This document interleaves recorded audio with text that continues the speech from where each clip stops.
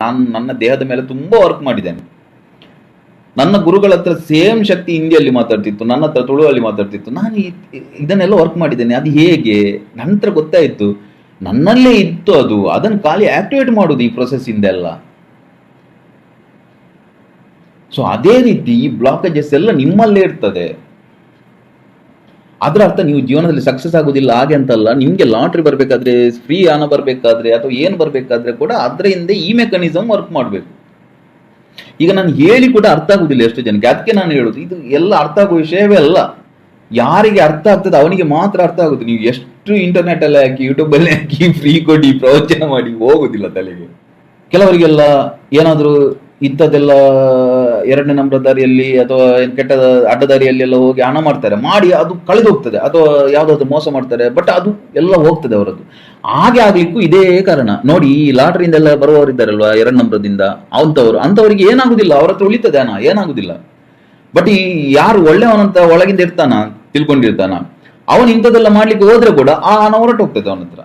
ಹಾಗೆ ಹೇಳ್ತೇವೆ ನೋಡಿ, ಅದು ಪಾಪದ ಫಲ. ಯಾವ ವಿಷಯ ಅಲ್ಲ, ಎಲ್ಲ ಮೈಂಡ್ ಬ್ಲಾಕ್ ಮಾಡುದು. ಒಳಗಿಂದ ನಾನು ತಪ್ಪು ಮಾಡಿದ್ದೇನೆ, ಇದು ಸರಿ ಇಲ್ಲ ಅಂತ ಇದ್ರೆ ಆಟೋಮೆಟಿಕಲಿ ಅದು ಹೋಗ್ತದೆ.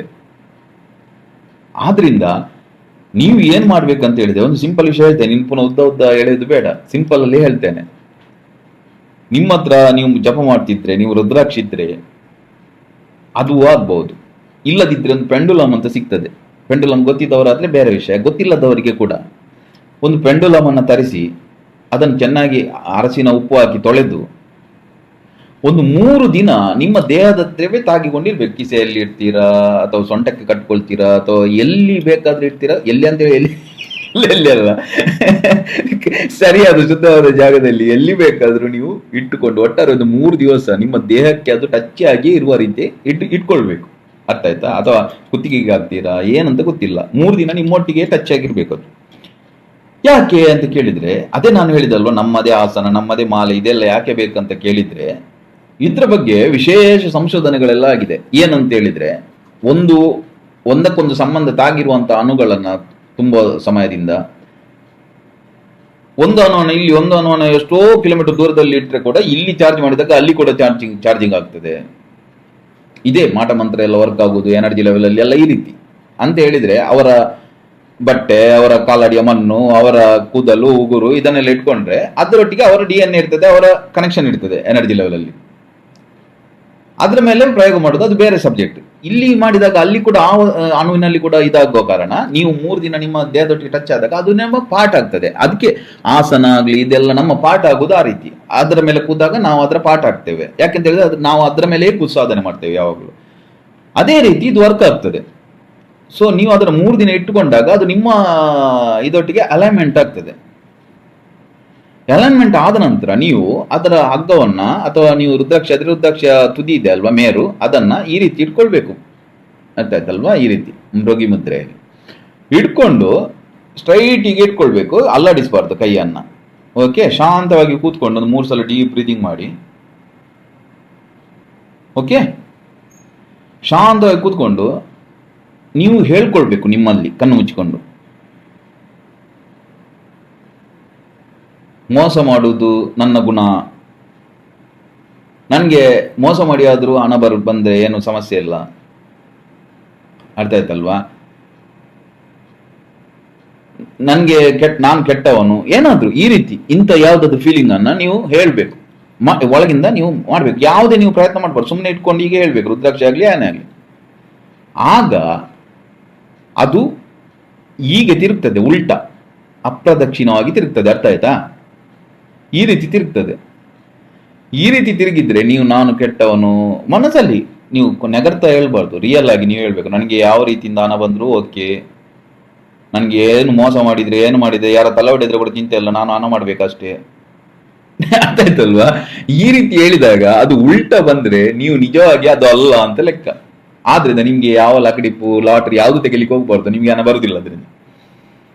ಅರ್ಥ ಆಯ್ತಾ?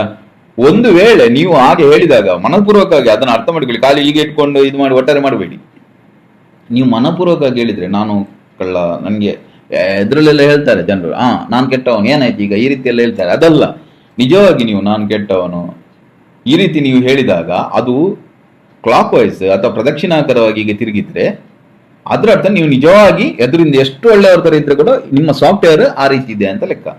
ಆ ರೀತಿ ಇದ್ರೆ ನಿಮ್ಗೆ 2ನೇ ನಂಬರದ್ದು ಕಳ್ಳದಾರಿದ್ದೇ ಹಣ ಆಗುದು ನಿಮ್ಗೆ, ಅಥವಾ ಅಡ್ಡದಾರಿಯಲ್ಲೇ ನಿಮ್ಗೆ ಹಣ ಆಗುದು. ಅರ್ಥ ಆಯ್ತಾ? ಇಲ್ಲದಿದ್ರೆ ನೀವು ಅಡ್ಡದಾರಿ ಎಷ್ಟು ಹಿಡಿಲಿಕ್ಕೆ ಹೋದ್ರೆ ಕೂಡ ನೀವು ಅದರಲ್ಲಿ ಅಡಿಕೆಗದ್ದು ಸಿಕ್ಕಿ ಬೀಳುದೇ ಹೊರತು ಮತ್ತೊಬ್ಬ ಆನೆ ಕದ್ಲೆ ಕೂಡ ಸಿಕ್ಕಿ ಬೀಳುದಿಲ್ಲ. ನೀವು ಅಡಿಕೆಗದ್ರು ಸಿಕ್ಕಿ ಬೀಳ್ತೀರಿ, ಯಾಕೆಂತ ಹೇಳಿದ್ರೆ ನಿಮ್ಮ ಸಾಫ್ಟ್ವೇರ್ ಅಲ್ಲ ಅದು. ಇಷ್ಟು ಅರ್ಥ ಆಯ್ತಲ್ವಾ? ಅದರಿಂದ ನಾನು ಇದರಲ್ಲಿ ನೀನು ಲಕಡಿ ತಕೊಳ್ಳಿ ಲಾಟ ತಕೊಳ್ಳಿ ಅಂತ ಏನು ಹೇಳಲಿಕ್ಕೆ ಅಂತಲ್ವಾ. ನಾನು ಏನು ಹೇಳಲಿಕ್ಕೆ ಹೊರಟಿದ್ದೇನೆ ಅಂತ ಹೇಳಿದ್ರೆ, ನೀವು ನಿಮ್ಗೆ ಅಂಥದ್ದೆಲ್ಲ ಸೆಕೆಂಡ್ ನಂಬರ್ ದಂಧೆಯಲ್ಲಿ ನಿಮ್ಗೆ ಹಣ ಬರದಿದ್ರೆ ಅದರ ಅರ್ಥ ನೀವು ಜೀವನದಲ್ಲಿ ಇದಾಗುದಿಲ್ಲ, ನೀವು ದುರದೃಷ್ಟ ಅಂತಾರಂತಲ್ಲ. ಅದೃಷ್ಟ ನಿಮಗೆ ಇಲ್ಲ ಅಂತ ಹೇಳಿದ್ರೆ ನಿಮ್ಗೆ ಏನೊಂದು ಕಣ್ಣಿಗೆ ಕಾಣ್ತಾ ಇಲ್ಲ ಅಲ್ವಾ, ಅದು ನಿಮ್ಮ ಒಳಗಿಂದ ಅದನ್ನು ಬ್ಲಾಕ್ ಮಾಡ್ತಾ ಇದೆ. ಆದ್ರಿಂದ ನಿಮ್ಗೆ ಆ ಅದೃಷ್ಟ ಇಲ್ಲ. ಅರ್ಥ ಆಯ್ತಲ್ವಾ?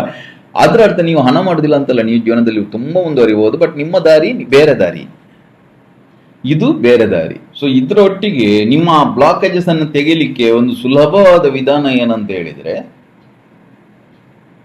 ನಮ್ಗೆ ಏನು ಬ್ಲಾಕೇಜಸ್ ಇರ್ತದಲ್ವಾ, ಹಾಸಿಗೆ ಇದ್ದಷ್ಟೇ ಕಾಲು ಚಚ್ಚಬೇಕು, ಕೈ ಕೆಸರಾದ್ರೆ ಬಾಯಿ ಮೊಸರು, ಇಂಥದ್ದೆಲ್ಲ ಒಂದು ಉದಾಹರಣೆ ಹೇಳುವುದು ನಾನು. ಅಂತ ತುಂಬಾ ಇರ್ತದೆ ನಮ್ಮ ಮೈಂಡಲ್ಲಿ. ಅದು ಹೋಗ್ಬೇಕಂತಿದ್ರೆ ನಮ್ಮ ಸಬ್ ಕಾನ್ಶಿಯಸ್ ಮೈಂಡ್ಗೆ ಒಂದು ವಿಷಯ ಅರ್ಥ ಆಗ್ಬೇಕು, ಹಣ ಎನ್ನುವುದು ಪರಿಶ್ರಮದಿಂದ ಬರುವುದಲ್ಲ. ಹೇಳ್ತೇವೆ ಕಷ್ಟಪಟ್ಟರೆ ಕಾಶಿಯ ಬೀದಿಯಲ್ಲೆಲ್ಲ ಆ ನಡು ಬಿಸಿಲಲ್ಲಿ ಮುದುಕರು 80 ವರ್ಷ 85 ವರ್ಷ 90 ವರ್ಷದ ಮುದುಕರೆಲ್ಲ ಸೈಕಲ್ ರಿಕ್ಷಾ ತುಳಿತಿರ್ತಾರೆ. ನೋಡುವಾಗ ಬೇಸರ ಆಗ್ತದೆ, ನಮಗೆ ಕೂರ್ಲಿಕ್ಕೆ ಬೇಸರ ಆಗ್ತದೆ ಅವ್ರು ತುಳಿಯೋದನ್ನು ನೋಡಿ. ಅವರು ಅಷ್ಟು ಮೆಹನತ್ ಯಾರಿದ್ದಾರೆ, ಅಷ್ಟು ಮೆಹನತ್ ಮಾಡಿ ಕೂಡ ಅವರು ಸಕ್ಸಸ್ ಆದ್ರ ಜೀವನದಲ್ಲಿ ಇಲ್ಲ. ಅದರ ಅರ್ಥ ಮೆಹನತ್ ಮಾಡೋದು ತಪ್ಪು ಅಂತಲ್ಲ, ನಾನು ಹೇಳೋದನ್ನು ಅರ್ಥ ಮಾಡಿಕೊಳ್ಳಿ. ಬಟ್ ನಮ್ಮ ಸಬ್ ಕಾನ್ಶಿಯಸ್ ಮೈಂಡ್ಗೆ ನಾವು ಆ ರೀತಿ ಫೀಡ್ ಮಾಡಬೇಕು, ಖಾಲಿ ಕಷ್ಟಪಡೋದು ಮಾತ್ರ ಸಕ್ಸಸ್ಸಿಗೆ ದಾರಿ ಅಲ್ಲ. ಇದು ನಮ್ಮ ತಲೆಗೆ ಬರಬೇಕಾದ್ರೆ ನಾವು ಏನು ಮಾಡ್ಬೇಕಂತ ಹೇಳಿದ್ರೆ, ಬೆಳಿಗ್ಗೆ ಎದ್ದಾಗ ನೀವು ಶಾಂತವಾಗಿ ಕೂತ್ಕೊಂಡು ಫೀಲ್ ಮಾಡಬೇಕು. ಬೆಳಕು ನಿಮ್ಮ ಮುಖದ ಮೇಲೆ ಬೀಳ್ತಿರ್ತದೆ, ಗಾಳಿ ಬೀಸ್ತಿರ್ತದೆ. ಯಾವ ರೀತಿ ನೀವು ಕೇಳದೆ ಗಾಳಿ ಬೆಳಕು ನಿಮ್ಮ ಹತ್ರ ಬರ್ತಾ ಇದೆಯಾ, ಅದೇ ರೀತಿ ಅದರೊಟ್ಟಿಗೆ ಗಾಳಿಯನ್ನು ಫೀಲ್ ಮಾಡಬೇಕು, ಬೆಳಕನ್ನು ಫೀಲ್ ಮಾಡಬೇಕು. ಒಂದು ವೇಳೆ ಬೆಳಕು ಅಂದರೆ ಹೇಳಿದ್ರೆ ಬೆಳಿಗ್ಗೆ ಬೇಗ ನೀವು ಹೇಳುವವರಾದ್ರೆ ಬೆಳಕು ಇಲ್ಲದಿದ್ರೆ ನೀವು ಲೈಟ್ ಹಾಕಿ ಆದರೂ ಒಟ್ಟಾರೆ ಬೆಳಕು ಮೇಲೆ ಬೆಳಕು ನೀವು ಕೇಳದೇ ಬರ್ತಾ ಇದೆ, ಗಾಳಿ ಬರ್ತಾ ಇದೆ. ಅದರೊಟ್ಟಿಗೆ ನೀವು ಇನ್ನೊಂದು ಆ್ಯಂಕರಿಂಗ್ ಮಾಡಬೇಕು ನಿಮ್ಮ ಇಮ್ಯಾಜಿನೇಷನ್ ಅಲ್ಲಿ. ಹಣ ಎಲ್ಲ ಕಡೆಯಿಂದ ಹಣ ಬಂಗಾರ ನಿಮ್ಮ ಹತ್ರ ಬರ್ತಾ ಇದೆ.